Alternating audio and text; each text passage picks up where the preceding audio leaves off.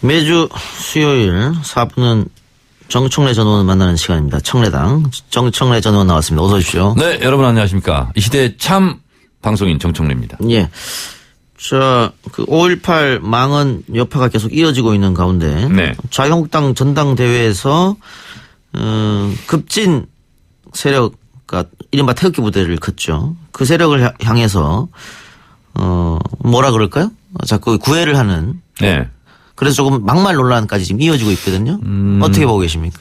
원래 전당대회를 통해서 지지율도 올라가고 꽃가루, 컨벤션 효과가 나타나야 되는데 자유한국당 이번 전당대회는 굉장히 역사적으로 기록될 스스로 무덤을 파는 자멸하는 그런 전당대회이지 않는가 이런 생각이 들어요. 더욱 놀라운 것은 보수 진영 건강한 보수와 또 이렇게 극우 성향 있는 사람들끼리 지금 자중질환이 일어났고 예.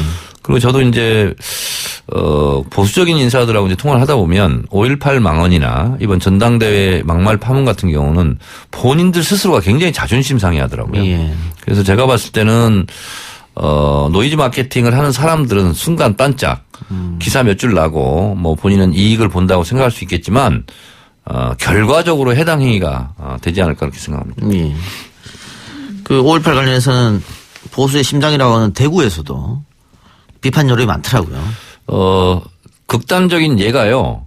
조갑재 씨와 지만원 씨가 서로 지금 싸우고 있잖아요. 예. 그러니까 어떻게 보면 자유한국당으로서는 굉장히 뼈아픈 대목이고요. 그럴 때는 교통정리를 해야 되거든요. 근데 지금 자유한국당에서는 그것을 할 만한 리더십이 없는 거죠. 예.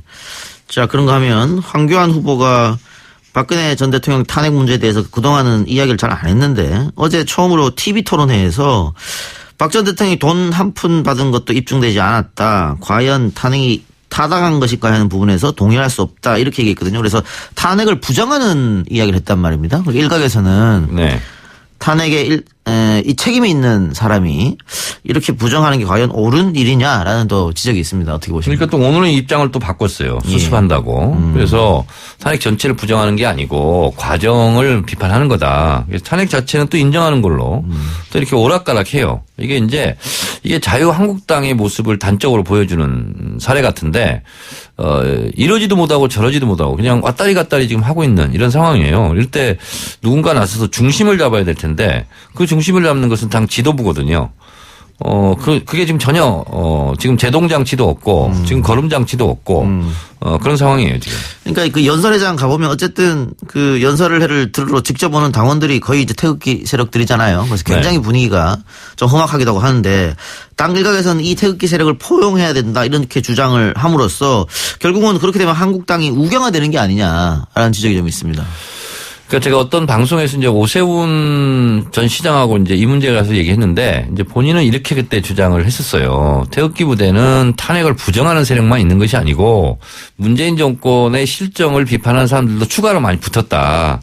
그렇기 때문에 그분들을 포용해야 된다라고 이제 얘기를 했는데 지금 입장은 어떤지 또 궁금해요. 왜냐하면 지금 전당대회장을 휩쓸고 있는 태극기 부대들은 제가 봐도 김우성 의원도 비판했듯이 뭐 무질서하고 가격하고 그리고 전당대회장에서 같은 당원끼리 욕설을 하고 또 거기 나와서 연설하는 후보들을 막 폄하하고 이런 것은 모든 내용과 가치와 이념을 떠나서 일단 벌써 사나운 일이거든요. 예. 저렇게 해가지고 지지율이 올라갈 리가 없죠.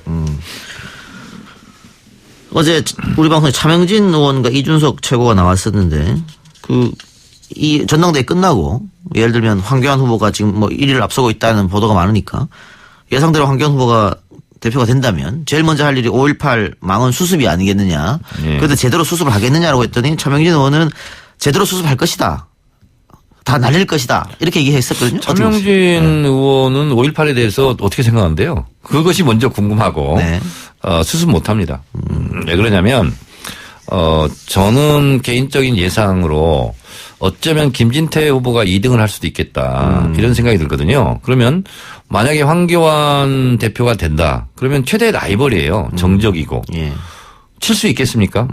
그리고 이종명 의원 같은 경우는 의원총회 3분의 2 의결이 있어야 되는데 예. 저는 불가능할 거라고 봐요. 왜냐하면 태극기 부대를 가만두지 않을 것 같고 그리고 이정명 의원이 제명 처리가 된다는 것은 곧바로 김진태, 김순례 의원도 그에 준하는 징계가 있을 거라는 것을 예고하는 거잖아요. 그럼 태극기 부대들이 아마 자유한국당사 아마 난입해서 정권농성할 것 같은데요. 그런 것 때문에 쉽게 수습을 하기 어려울 것이다. 어렵습니다. 이건 못해요. 그리고 총선까지 가는 거예요, 이거는. 의원님이 속해 있는 민주당 입장에서 나쁘지 않네요. 정파적으로 봤을 때. 나쁘다, 좋다라고 말하는 것이 적절하지 않습니다. 말을 아끼겠습니다. 네.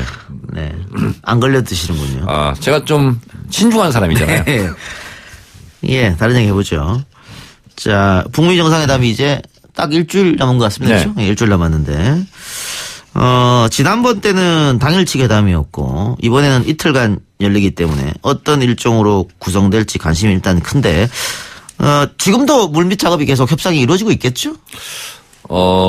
아마 대체적으로 정상회담을 하면 하기 전날까지는 합의문이 대체적으로 완성이 된다고 보는데 예. 1박 2일을 하잖아요. 예. 그러면 정상들끼리 꼭 할 수밖에 없는 실무선에서 할 수 없는 있겠죠. 만나서 예. 얘기할 수밖에 없는 예. 얘기해서 풀 수밖에 없는 것이 있을 것 같아요. 예.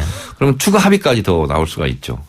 그래서 제가 봤을 때는 3번 정도 만날 것 같거든요. 오전에 하고 점심 먹고 저녁 때 또 만나고 아침에 또 만나고 그래서 서너 차례 만날 것 같은데 그 만나면서 또 1박을 하지 않습니까? 예. 그래서 서로 이제 조율하면서 더 큰 파격적인 것이 나올 수도 있겠다. 이제 이런 생각이 좀 들어요. 예.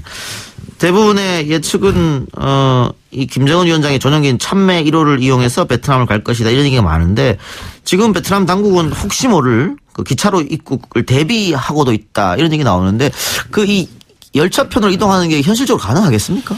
우선 북한의 김일성, 김정일, 김정은까지 포함해서 비행기 타는 걸 안 좋아합니다.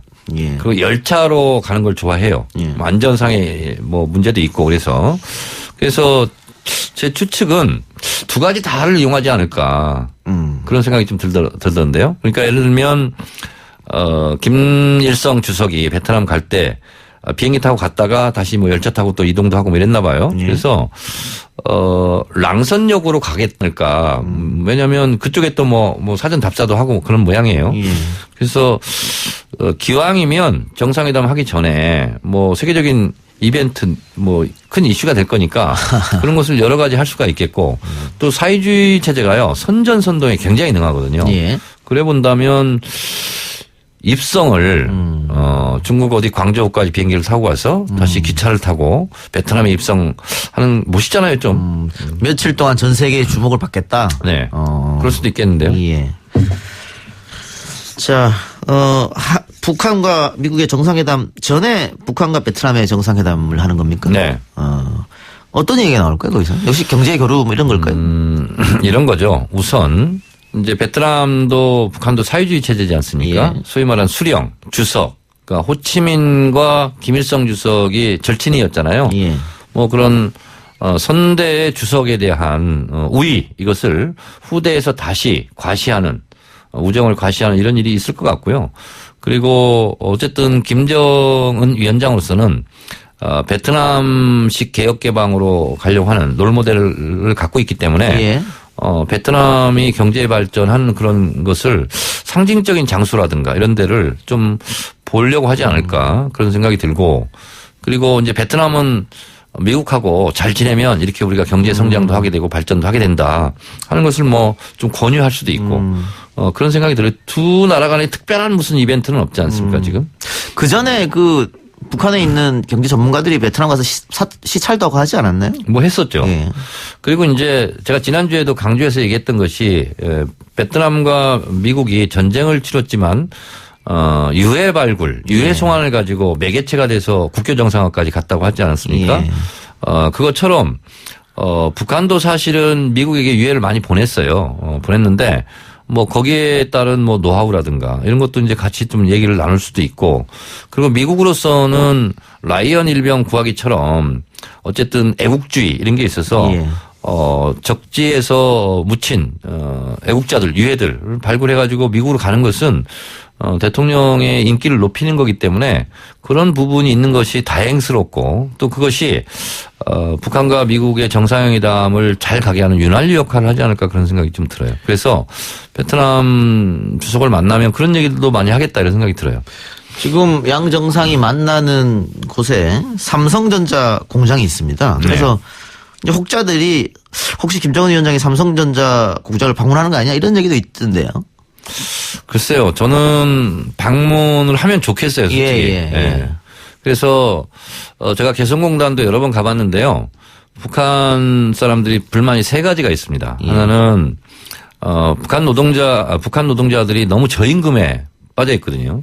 그러니까 예를 들면 개성공단 처음 열 때 남쪽 노동자 같은 일을 하는데도 300만 원 정도 받고 북한 노동자는 6만 원 받았어요. 그러니까 뭐 이게 말이 안 되는 거죠.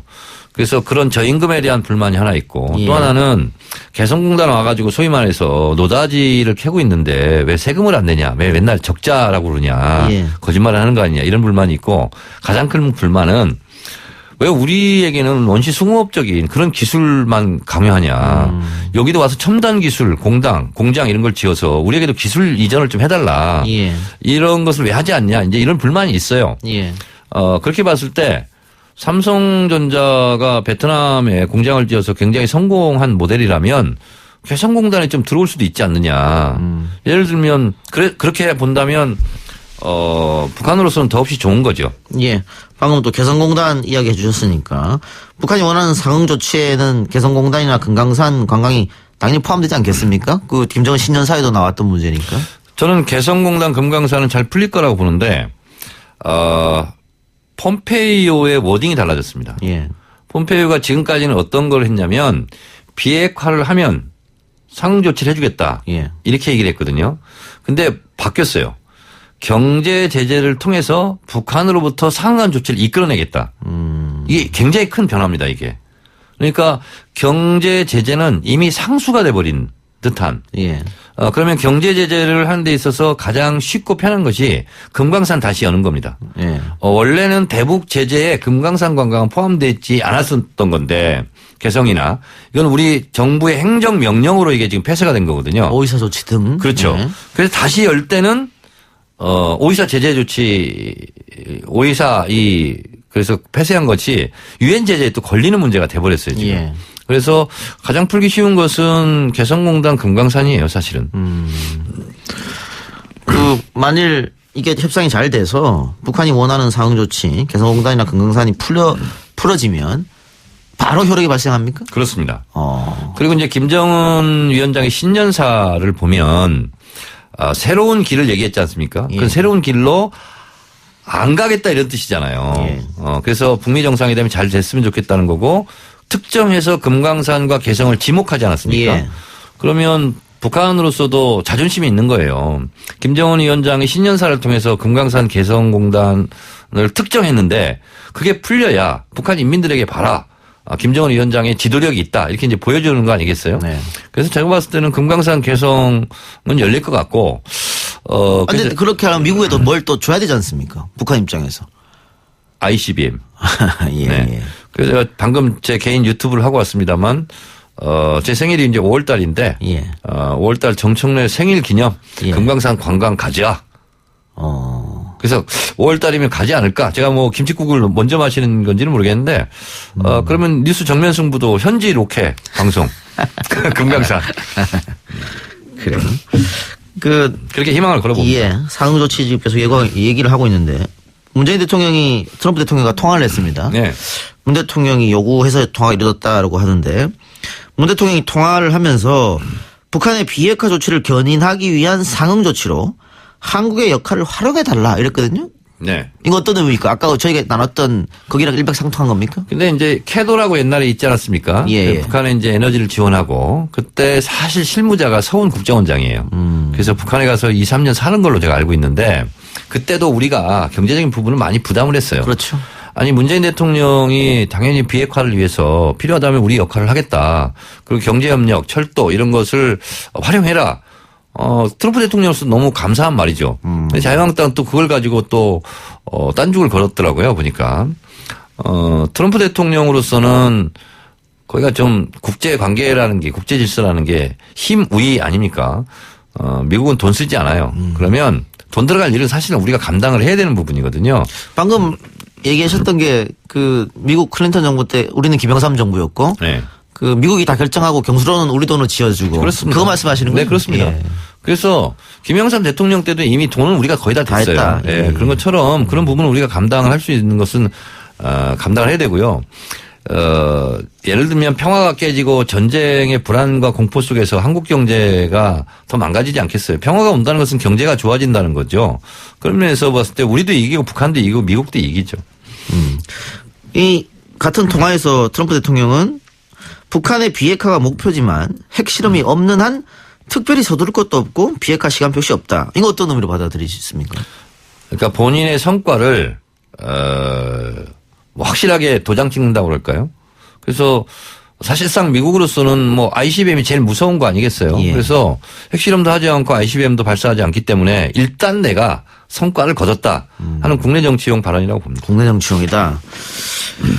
예, 알겠습니다. 그 관계에서 일본의 아베 총리가 그 뭐 트럼프 대통령이 노벨상을 받아야 된다. 이렇게 얘기했다가 지금 국내 언론으로부터도 융단 폭격을 받고 있다고요? 너무 저 외교 아니냐 이렇게? 좀 웃기잖아요. 예. 트럼프 대통령이 요청을 해서 나를 추천해줘. 그러니까 아베 총리가 또 추천해 줬고 예. 또 트럼프 대통령 또 왜 그걸 얘기를 하냐고요. 그러니까 일본 국민으로서는 자존심 상하는 거죠. 아니 무슨 뭐 아베 자국 총리가 무슨 뭐 트럼프의 푸들이냐 예. 이런 얘기가 나올 수 있는 거예요. 우리 문재인 대통령은 그걸 하지는 않았죠. 희망을 했지만. 그 일본이 요즘 뭐 아베 총리가 뭐 선거도 앞두고 있고 그러기 때문에 우리하고 계속 트러블을 만들고 있는 것 같아요. 예전에는 북한하고 트러블을 만들어서 그렇습니다. 그거를 국내 정치에 이용했는데 그러니까 이제 북한이 중거리 미사일을 쏘지 않으니까 불안과 공포를 조성해서 자신의 정권을 유지하고 지지를 유지했는데 북한이 이제 핵실험도 안 하고 미사일도 안 쏘니까 예. 뭐 상대방을 어떻게 걸고 넘어질 게 없어요. 예. 그러니까 이제 우리 뭐 초계기 뭐 파동 뭐 이런 것도 있는 것 있었죠. 같은데. 예. 그래서 옛날에 우리 박정희 대통령 시대에 보면 북한을 욕하면서 반공 정책을 한 거 아닙니까? 예. 그 정권을 유지하고 예. 그랬던 것처럼 아베도 극우 정책을 나가려면 북한의 위험 요소가 있어야 되는데 그게 지금 1년 넘게 지금 사라졌어요. 그러니까 이제 우리 대한민국 때리기를 하고 있는 것 같아요. 예. 역시 국내 정치 이용하는 그런 모양새인데 그 나경원 자한당 원내대표가 미국을 다녀와가지고 그 미국 정치인들이 일본하고 좀 잘 지내라 이런 말을 했다 그래요? 그러니까 이제 이거는 이렇습니다. 미국의 정치인들도 사실은 트럼프 대통령이 취임하고 나서 한반도가 주요 메인 이슈로 등장했지. 예전에는 한국이 어디 붙어 있는지도 잘 몰랐어요. 사실은. 예. 그래서 저도 이제 미국 의회에 가서 아테소이가 거의가 결정을 했거든요. 근데 이제 대통령의 이슈로 지금 트럼프 대통령이 계속 지금 이제 가고 있는 건데 예. 그러다 보니까 일본 같은 경우는 굉장히 소외감도 많이 느낄 것 같고 예. 그런데 이제 또 트럼프 반대 세력이 있지 않습니까? 야당. 똑같습니다. 있죠. 민주당이죠. 예. 근데 이제 북한에 20년 전에 갔다 왔다. 펠로시 의장이 얘기했잖아요. 아니 사람도 10살 때 다르고 20살 때 다르고 40살 50살 때 다른 거거든요. 20년에 갔다 왔던 경험을 가지고 얘기하는 것은 그만큼 북한에 대해서 본인들이 주요 이슈가 아니었고 관심거리가 아니다 보고 그러니까 학습이 안 돼 있는 거죠. 예. 북한이 변모하는 거. 그러니까 북한이 처음에 핵을 만들고 실험할 때 그때만 아는 거죠. 예. 지금 핵을 폐기하고 경제 발전으로 간다는 변화 발전된 모습을 모르고 있는 거죠. 그런 면에서 봤을 때 당연히 민주당 펠로시 의장 같은 경우는 부정적인 얘기를 한 거고 거기에 대해서 나경원 원내대표가 또 이제 정치적으로 활용하고 있는 것 같아요. 그 북미 간 관계 정상화를 위한 초기 조치로 지금 연락사무소를 교환한다 이런 얘기도 있습니다. 네. 북한의 미국 연락사무소를 두는 거겠죠. 네. 반대도 마찬가지고 그러면서 이제 이게 1단계고 종전선언은 북한하고 미국뿐만이 아니라 우리하고 중국도 걸려있는 문제이기 때문에 좀 어렵고 대신에 양국이 불가침 조약을 먼저 맺자 이런 얘기도 있던데요. 사실은 종전선언은요. 예. 이것은 국제법의 제약을 받는 것도 아니고 그 국제법도 아니에요. 그냥 북한과 미국 정상이 한반도에서 전쟁은 끝났다. 한마디만 그게 종전선언이에요. 예. 그러니까 종전선언이 있어야 그러면 정전협정을 평화협정으로 바꾸자. 그럴 때 이제 국제법 적용을 해야 되는 거 아니겠습니까? 그래서 종전선언을 하는 것 자체는 두 정상이 그냥 하노이에서 해버리면 돼요. 하노이 선언에 포함해서. 그러면 이제 그 다음 프로세스. 정전협정을 그런 평화협정으로 바꾸는 과정에서는 이제 내 나라가 참석을 해야 되겠죠. 그러니까 이 남북 전쟁, 우리 한국 전쟁이 뭐 북한하고 우리만 한 게 아니고 미국하고 중국도 같이 했으니까 네. 중국도 자신들의 어떤 세력을 좀 넓히고 싶고 입김을 불어넣고 싶고 뭐 그런 거 아니겠어요? 그러니까 시진핑 주석이 종전선언에 우리 참여 안 해도 된다. 이미 참 얘기를 해줘서 물꼬를 터놨어요. 예. 종전 선언이지 않습니까? 예. 그래서 선언하면 돼요. 그냥 그것은. 그러면 일종의 그냥 어나운스먼트만 있으면 되는 거예요. 그럼 종전 선언을 하는 거예요. 그야말로. 예. 그래서 정치적 의미가 있지 국제법에 뭐 적용되는 건 아니기 때문에. 예.